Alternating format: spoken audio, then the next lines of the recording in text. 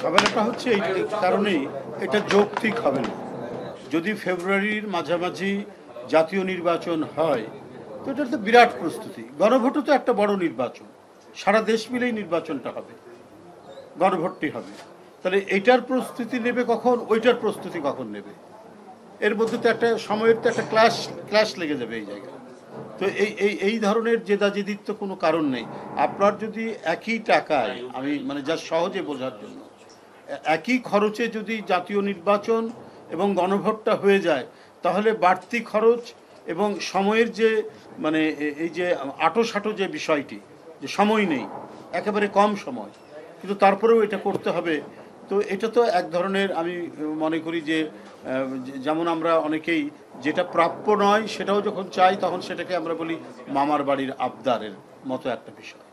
যাই হোক, এটা সরকার সব কিছু মিলিয়ে, যেখানে রাষ্ট্রের অর্থ ব্যয় কম হবে, যেখানে প্রত্যেকেই এবং জনগণ যে ভোটে মানে একই সময়ে একই ভোটের, একই জাতীয় ভোটের সাথে গণভোটটাও তারা দিতে পারবে, সেই ক্ষেত্রে এটা অত্যন্ত সহজসাধ্য হবে, জনগণের জন্য খুবই সুবিধাজনক হবে। এটাই আমার মনে হয় যে জনগণের এটাই চাওয়া, এটাই কাম্য। তো এবং সব ক্ষেত্রেই, সব দিক থেকেই, যেহেতু এই বিষয়টি অর্থাৎ একই সময়ে জাতীয় নির্বাচন এবং গণভোট হওয়াটাই বাঞ্ছনীয়, আমরা সেটির পক্ষে। আমরা দেখেছি নরমালি একটা প্রশ্নের হ্যাঁ কি না পর্যন্ত রায় দেয়। তো এখানে বিএনপি পক্ষ থেকে জুলাই সনদের নোট অফ ডিসেন্ট দেওয়া হচ্ছে বেশ কিছু বিষয়। একটু যাও তো, কেউ একটু বলে যে 15-20 মিনিটের জন্য একটু স্টপ রাখতে। পিছন দিয়ে যাও না, আমার একটা থাকবে পিছন দিয়ে যাও, নজরুল ভাই জানতো পিছন দিয়ে বলেন 15 মিনিটের জন্য নিচে দোতলায় হচ্ছে 10 মিনিট সাংবাদিক সম্মেলন। ভাই সেক্ষেত্রে গণভোটের প্রক্রিয়াটা কি, যে সমস্ত বিষয় রাজনৈতিক দলগুলো একমত হয়েছে সেগুলো নিয়ে? আপনারা তো গণভোটের বিষয়টি তো আপনারা শুনেছেন যে বিষয়টি আসলে এটাও আরও মানে ইয়ে হওয়া উচিত। মানে জুলাই সনদের মধ্যে বলা হয়েছে যে বিষয়টি, এটা আরও পরিষ্কার হওয়া উচিত যে স্পেসিফিক আমরা কোন কোন বিষয়ের উপরে গণভোটটি হবে। একটা হচ্ছে সমগ্র জুলাই সনদ, কিন্তু জুলাই সনদের কিছু বিষয় আছে, প্রায় 47টির মতো আমরা জানি, যেটা হচ্ছে সংবিধান সংশোধনের বিষয় আছে। আর সংবিধানের যদি কিছু মৌল বৈশিষ্ট্য আছে, সেটার পরিবর্তনের বিষয় আসলে গণভোট হয়। এখন যদি আমরা পার্লামেন্টারি পদ্ধতি থেকে প্রেসিডেন্সিয়াল পদ্ধতি যাই, কথার কথা বলছি, অথবা মানে প্রচলিত পদ্ধতির যে কোনো বিষয় আমরা যদি তার বাইরে আমরা গেলে পরে সেটা এমনি মোটা দাগে যেটা বলা যায় সেটার উপরে গণভোট হয়। তো এখানে যে গণভোটের যে কথাগুলো, যে বিষয়গুলো বলা হচ্ছে, সেটা আরও স্পেসিফিকভাবে হওয়া দরকার, যে সংবিধানের কোন কোন বিষয়গুলি সংশোধিত হওয়া দরকার এবং কোন কোন বিষয়ের উপর সংবিধান সংশোধন আরও অন্যান্য বিষয় হতে পারে, কিন্তু প্রত্যেকটার ক্ষেত্রে গণভোট লাগে না। তো সেই বিষয়টি আরও পরিষ্কারভাবে উল্লেখ থাকা দরকার। এবং গণভোট যদি জুলাই সনদের জন্য যদি গণভোট যদি প্রয়োজন হয়, তো সেইটা গণভোট হতে পারে, তবে সেই গণভোটটি হবে নির্বাচনের দিন, অর্থাৎ জাতীয় সংসদের নির্বাচনের দিন। এটা তো সরকারকে তার উত্তর দিতে হবে। আমরা প্রথম থেকেই বলে এসেছি, আইনি প্রক্রিয়ায় যেটা উপযুক্ত মনে করবে সরকার, সেটা তারা ব্যবস্থা গ্রহণ করবেন। এবং এইটা আওয়ামী লীগ সচল থাকবে না নিষিদ্ধ থাকবে, তাদের যে কার্যক্রমে যে স্থগিত আছে, এটা কতদিন থাকবে না থাকবে, সম্পূর্ণ দায়িত্ব হচ্ছে সরকার। সরকার তার স্বীয় বিবেচনায় সেটা সিদ্ধান্ত নেবেন, এই কথা তো আমরা বারবার দলের পক্ষ থেকে বলেছি। তবে সাবজেক্ট টু যারা অপরাধ করেছেন, যাদের বিরুদ্ধে গণহত্যার অভিযোগ রয়েছে, তাদের বিষয়টা তো, এটা তো আমাদের দেশের প্রচলিত আইন এবং আন্তর্জাতিক মানবাধিকার যে আইন, সে আইন দিয়েই তো তার বিচার হচ্ছে। তো সেটাও যারা মানবাধিকার সংস্থা সেটাও দেখবেন, সেই বিচার প্রক্রিয়া। যেমন জাতিসংঘের যে মানবাধিকার যিনি প্রধান ভালকার টুর্ক, তিনি বলেছেন যে অবশ্যই তাদের বিচার হতে হবে। তাদের যে বিচারিক প্রক্রিয়াকে তিনি ধন্যবাদও জানিয়েছেন। এটা সর্বোচ্চ মানবাধিকার যে প্রতিষ্ঠান জাতিসংঘের, তিনি তো আবার এই কথা বলেছেন। তো সুতরাং যেটা আমি মনে করি যে সরকার যে প্রক্রিয়ায় বিচারটা করে যাচ্ছেন আমার মনে হয় সেটা যথার্থ আছে। আর আর যে 6টি মানবাধিকার সংস্থা আমি নিজেও দেখেছি, ওটা আওয়ামী লীগের কার্যক্রম নিয়ে। আর আওয়ামী লীগ যে স্থগিত দেশ থাকবে কি থাকবে না এটার উপরে বলেছেন যে তাদের থাকতে দেওয়া উচিত। এটা সরকারের দায়িত্ব, সরকার কি বিবেচনা করবেন, সরকার সে পদক্ষেপ নেবে। যে আমরা নোয়াখালীতে বিএনপি জামাতের মধ্যে আগে এমন সংঘর্ষ, সেটি ছোট হোক আর বড় হোক, এটি কি আসলে কাম্য কিনা এক, আর দ্বিতীয়ত হচ্ছে এটি কি সাধারণ মানুষের মধ্যে দোদুল্যমান যারা আছে যে আমরা নির্বাচনে যাবো কিনা, ভোট কেন্দ্রে যাবো কিনা, তাদের মধ্যে একটা সংশয় সৃষ্টি করে না, এটা কোনো সংশয় থাকবে না। মানুষ প্রকৃতপক্ষেই একটা অবাধ সুষ্ঠু নির্বাচন, সেই নির্বাচনে অংশগ্রহণ করতে পারবে সামনের যে জাতীয় সংসদ নির্বাচন। এই কারণে যারা সরকার তারা কোনো পার্টি না, একটি পার্টির অধীনে নির্বাচন হচ্ছে না। এই কারণে জনগণের মধ্যে একটা আস্থা তৈরি হয়েছে যে অন্তর্বর্তীকালীন যে সরকার তাদের অধীনে যে নির্বাচন, সেই নির্বাচন যেহেতু সরকার কোনো পার্টিজন নয়, অতএব সেই নির্বাচন অবাধ ও সুষ্ঠু হবে। তো সেই ক্ষেত্রে কোনো ধরনের ব্যত্যয় ঘটবে না এবং মানুষ স্বতঃস্ফূর্তভাবে সেই নির্বাচনে গিয়ে তারা ভোট দিবে। আর এই সমস্ত ছোটোখাটো যে বিষয়গুলি বিভিন্ন সময় হয়, এদেশে যে হয় না, উপমহাদেশেই এটা হয়। তো আমরা মনে হয় যে এটা নিজ নিজ দল এই বিষয়টি করবে, তারা এতে দৃষ্টি দেবে। আমরা আমাদের দলের যারা নেতাকর্মীদেরকে আমরা যে কোনো উস্কানির মুখে শান্ত থাকতে বলেছি, তারা কোনো ধরনের যাবেন না। এবং অন্য যে রাজনৈতিক দল আপনি যাদের নাম বললেন তাদেরকেও সেই দায়িত্বটি পালন করতে হবে। তারা যদি মনে করেন যে আমরা একেবারে সব পেয়ে গেছি এবং সব পেয়ে যাব, তো এই জিনিসটি করলে তাদের শুধু ভুলই হবে না, এটা আত্মঘাতী হবে তাদের মধ্যে। তো সুতরাং মানে আমার মনে হয় যে মানে আইনি প্রক্রিয়ায় যদি সবাই চলে তাতে সবার জন্যই লাভ হবে আখেরে। এবং এটি হলো তাদের দাবিদার মধ্যে জুলাই সনদের আইনি ভিত্তি বাস্তবায়ন কিভাবে হবে সেটি একটা দাবি। পিয়ার পদ্ধতিতে নির্বাচন বলতে পারেন তাদের রাজনৈতিক দল, কিন্তু আমরা যদি আমাদের ইতিহাসের দিকে তাকাই তাহলে আমরা দেখব যে এই ধরনের কোনো ঘটনার পুনরাবৃত্তি হয়নি। কারণ জনমত এবং তৃণমূলের মানুষের যে মানে আকাঙ্ক্ষা, তৃণমূলের মানুষের যে সমর্থন, এটা যদি আপনারা একটা ক্রস সেকশন সার্ভে করেন, একটা যদি আপনারা দেখেন তাহলেই আপনারা বুঝতে পারবেন। 80 সালে শিবির জিতেছিল চট্টগ্রামে, তো জিতেছিল বলে কি আপনার গেটার চট্টগ্রামে কি সবই জামাত জিতেছে? তো গেটার চট্টগ্রাম তো বিএনপি যেতে। 80 সালের পরে যদি আমি একটা অবাধ সুষ্ঠু নির্বাচন যদি বলি 91 সালে, তো 91 সালে তো ওখানে জামাত তো জেতেনি। অথবা 81 সালে একটু অবাধ সুষ্ঠু নির্বাচন হয়েছে, জাস্টিস সাত্তারের নির্বাচন, রাষ্ট্রপতির নির্বাচন, তো সেখান থেকে তো জেতেনি, জামাত জেতেনি, জামাতেরও তো প্রার্থী ছিল, তারা তো সেখান থেকে তো জেতেনি। আবার আমরা যদি দেখি 71-এর যুদ্ধের পরে তখন তো সবই ছাত্রলীগ, আওয়ামী লীগ। তো যুদ্ধের পরে আমরা বড় বড় বিশ্ববিদ্যালয়গুলোতে আমরা দেখলাম যে বিভিন্ন অপোজিশন ছাত্র সংগঠন জেতা শুরু করলো। ঢাকা বিশ্ববিদ্যালয় ছাত্র ইউনিয়ন, রাকসুতে ছাত্র ইউনিয়ন জিতেছে, তারপরে মান্না ভাই জিতেছে চাকসুতে, জাসদ, তখন তারা আওয়ামী লীগ থেকে বেরিয়ে গেছে। তো 73 নির্বাচনে কি কমিউনিস্ট পার্টি জিতেছে নাকি? না, জাসদ জিতেছে।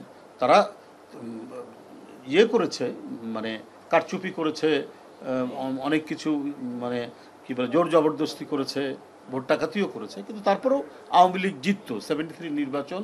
ওগুলো না করলে খন্দকার মোস্তাকের ব্যালট বাক্স হেলিকপ্টারে করে নিয়ে আসা, জলিলের ব্যালট বাক্স হেলিকপ্টারে করে ঢাকায় নিয়ে আসা, এগুলো না করলেও হয়তো আওয়ামী লীগ ওই সময় জিততো। তো কিন্তু ঘটনা হচ্ছে যে শিক্ষা প্রতিষ্ঠানে জিতলেই যে জনগণ সেটা জিতে যাবে এটার কোনো কারণ নেই। ভাই, আমরা বিভিন্ন মাধ্যমে শুনছি যে এই সপ্তাহের শেষে অথবা আগামী সপ্তাহের শুরুতেই বিএনপি তাদের প্রার্থীদের নামের তালিকা ঘোষণা করবে। এইটার কাজ কতদূর এগিয়েছে?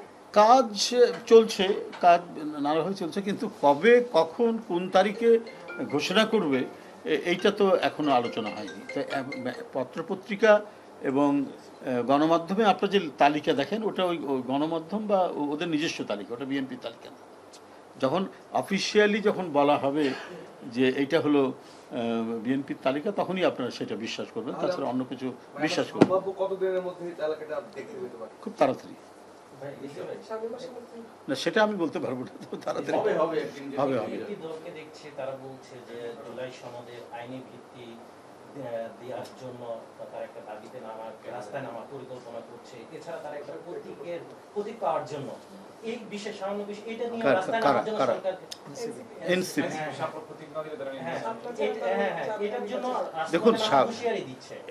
এগুলো তো হচ্ছে একটা জিনিস হচ্ছে যে আমি আগেও বলেছি, আমরা তো গণতন্ত্রের জন্য লড়াই করেছি, আলাপ আলোচনা। গণতন্ত্র মানে হচ্ছে আলাপ আলোচনা, মানে জোর খাটানো না, প্রেশার দিতে হয়। সেটা হচ্ছে একবারে উপযুক্ত পয়েন্টগুলো উত্থাপন করে তারপরে সেখানে বিক্ষোভেরও সুযোগ আছে, সেখানে সব কিছুর সুযোগ আছে। কিন্তু পয়েন্ট অফ নো রিটার্ন কোনো বিষয়ে, একটা রাষ্ট্রকে যদি ফাংশনাল করতে হয়, একটা রাষ্ট্রের যদি গণতান্ত্রিক বিকাশ আমরা চাই, তাহলে সেখানে পয়েন্ট অফ নো রিটার্নের কোনো জায়গা নাই, না হলে হবেই না, করবো না। এইটা আমার মনে হয় যে ঠিক না। আমার মনে হয় তাদের বোধোদয় হবে এবং সেটা তারা সুচিন্তিতভাবে সব কাজ করবে। আমি আগেই বলেছি যে জুলাই সনদের কিছু কিছু বিষয় আছে যেখানে সংবিধান সংশোধন করতে হবে, আবার কিছু বিষয় আছে সেটা হয়তো এক্সিকিউটিভ অর্ডারে বা প্রেসিডেন্সিয়াল অর্ডারে বা সাধারণ আইন প্রণয়ন করে করতে। সাধারণ আইন যদি প্রণয়নই যদি আপনি করেন তাহলে পার্লামেন্ট লাগবে, আর যদি পার্লামেন্ট ছাড়া যদি সাময়িকভাবে করেন তাহলে প্রেসিডেন্সিয়াল অর্ডার লাগবে। তো সেটা কোন কোন ক্ষেত্রে কি কি বিষয় এটা তো এখনও পরিষ্কার করেনি। মানে ওই কী বলে জুলাই সনদের যারা ঐক্যমত কমিশন যারা কাজ করছেন তারা এই ব্যাপারে তো এখনও কোনো কিছু পরিষ্কার করে বলেননি। শুধু আমরা এইটুকু জেনেছি যে এখানে অনেক বিষয়, প্রায় আমি যতটুকু জানি আমার মনে পড়ছে যে 47টার মতো আছে, পয়েন্টস আছে যেটা সংবিধান সংশোধন করতে হবে। তো যদি তাই হয় তাহলে এটা এখন কি করে সম্ভব? আইনি ভিত্তি কিভাবে দিবে? আইনি ভিত্তির একটা কমিটমেন্ট থাকতে হবে। যেই ক্ষমতায় আসুক সংবিধান সংশোধন করতে হলে যেহেতু সবাই স্বাক্ষর করছে, তাহলে ক্ষমতায় আসার পর এটা সংবিধান যেভাবে সংশোধন হয় পার্লামেন্টের 2/3 মেজরিটি দিয়ে সেভাবে তারা করবে। অন্যান্য যেগুলো যদি সাধারণ আইন যেটা অ্যাক্ট, পার্লামেন্টারি অ্যাক্টের মাধ্যমে যেটা করা দরকার সেটা এমনি সেটা তো হচ্ছে সিম্পল মেজরিটি দিয়ে সেটা করা সম্ভব, সেভাবে হবে। তো সেটার জন্য তো একটা স্কোপ থাকা দরকার। আর যদি প্রেসিডেন্সিয়াল অর্ডারে যদি করতে হয় তাহলে সেটার সেই কোন কোন বিষয় সেগুলো ঐক্যমত কমিশন এটা জানাক জনগণকে, জানানোর পরে তখন সেটা নিয়ে আলোচনা করা যাবে। সেখানে বিএনপির কী মত, তখন তারা সেই মতামত দেবেন। তো এটা যদি প্রথমেই চলে যায় স্ট্রিটে তাহলে মানুষরা কি জানবে? আমাদের মতো লেম্যানরা আমরা কিভাবে বুঝবো যে কোনটা কার কী দায়িত্ব? আপনি যদি সমস্ত আইন ভেঙে দিয়ে জবরদস্তিমূলকভাবে একটা জিনিস করা সেটা এক জিনিস, কিন্তু আপনার আইনি প্রক্রিয়া ঠিক রেখেই তো কাজটা করতে হবে। সাংবিধানিক প্রক্রিয়াটার ধারাটা ঠিক রাখতে হবে। আজকে অন্তর্বর্তীকালীন সরকারকেও একটা আইনি বৈধতার মধ্যে দিয়েই তো তাদেরকে কাজ করতে হচ্ছে। তো এটা যদি করতে হয় তাহলে এই জুলাই সনদের যে বিষয়গুলো আইনীকরণ করতে হবে, সংবিধান সংশোধন করলে এক ধরনের, তারপরে যদি পার্লামেন্টারি অ্যাক্টের মাধ্যমে করতে হয় তাও পার্লামেন্ট লাগবে, নির্বাচিত পার্লামেন্ট লাগবে। আর তাছাড়া যদি এমনি এক্সিকিউটিভ অর্ডার অথবা প্রেসিডেন্সিয়াল অর্ডারে যদি করতে হয়, অর্ডিন্যান্স জারি করে যদি করতে হয়, তাহলে সেটার নিয়ে আপনার সেটা কোন কোন বিষয় কোন কোন পয়েন্ট করা যাবে সেগুলো তো আগে অবহিত করতে হবে। না করেই সেটা তো আপনারা তো সবাই বসেছেন, স্বাক্ষর দিয়েছেন, এনসিপি ছাড়া সবাই স্বাক্ষর দিয়েছেন। তো তাহলে সেগুলো আপনারাই বসে ঠিক করুন, রাস্তায় না আসে আপনারা একটা আলাপ আলোচনা করে সেটা ঠিক করলেই তো জনগণের মধ্যে আর কোনো সংশয় থাকবে না। জনগণকে মানে রাস্তার মধ্যে স্লোগান তুলে কার বিরুদ্ধে স্লোগান দেবেন? স্লোগান যে সরকারের মানে সবাই মিলেই তো বসানো হয়েছে। যে সমস্ত রাজনৈতিক দল আন্দোলনে ছিল, সংগ্রামে ছিল এবং 5ই আগস্ট পর্যন্ত যারা নিরন্তরভাবে কাজ করেছে তারাই তো এই ঐক্যমতের যে কমিশন, সেই কমিশনে তারা মতামত দিয়েছেন, কথা বলেছেন। যে কয়েকটি বামপন্থী রাজনৈতিক দল তারা করেন, তাদের মধ্যে কামাল হোসেন তিনিও গিয়েও স্বাক্ষর করেছেন। তো এত দূর যখন এগিয়েছে তো বাদ বাকিটা তো এগোতে তো আর কোনো অসুবিধা ছিল না। যেটা হলো গতকালকে আমরা দেখি একটা নিউজ গণমাধ্যমে আসছে, সেটা হলো ক্রীড়া উপদেষ্টা আসিফ মাহমুদ সজীবিয়া তিনি বলেছেন যে ভারতের সঙ্গে 10টা চুক্তি তারা বাতিল করেছে এবং সেই সাথে আরো যেগুলো চুক্তি আছে, এবং একই জায়গাতে গতকালকে আবার পররাষ্ট্র উপদেষ্টার সাথে যখন সাংবাদিকরা জিজ্ঞেস করে এই বিষয়ে তখন তিনি বলছেন আমি এই বিষয়ে কোনো মন্তব্য করবো না। দুই উপদেষ্টার এমন মন্তব্য আসলে কিভাবে দেখছেন? না, এটা তো একটা সরকারের মানে যে আর্টিকুলেশনটা নষ্ট হয়। মানে সরকার যখন একটা সিদ্ধান্ত নেবে প্রতিটি উপদেষ্টা একই সুরে কথা বলবে, তখনই না সেটা অত্যন্ত আর্টিকুলেট সরকার মানে এবং সেটা অত্যন্ত দক্ষ সরকার বলেই মানুষের কাছে বিবেচিত হবে। কিন্তু যদি ভিন্ন মত হয়, দুজনের যদি দুই রকম বক্তব্য হয়, তাহলে তো একটা কনফিউশন তৈরি হবে জনগণের মধ্যে, একটা সংশয় তৈরি হবে যে তারা কে সঠিক বলছেন কে বেঠিক বলছেন। এটা নিয়ে তো অবশ্যই এক ধরনের সন্দেহ সংশয় তৈরি হবে। এইটাকে নিরসন করে আমার মনে হয় সরকারের বক্তব্য যে আপনারা 10টি পয়েন্ট যদি বাতিল করেন সেই পয়েন্টগুলো কি কি, তাহলে সেটা প্রত্যেকটারই উপদেষ্টার মানে এই বিষয়ে মানে একমত হইতে তারা করেছেন, তাই না? যদি করেই থাকেন তাহলে তো উপদেষ্টা পরিষদ তারা কোথাও বসে আলাপ করেই তো এটা করেছে, তারা তো জানার কথা। তো সেটা যদি না করেন তাহলে দ্বিমত দুই ধরনের হচ্ছে কেন? তো সেটা পরিষ্কার করতে হবে গভর্নমেন্টকে, অন্তর্বর্তীকালীন সরকারকেই সেটা পরিষ্কার করে জনগণকে জানাতে হবে।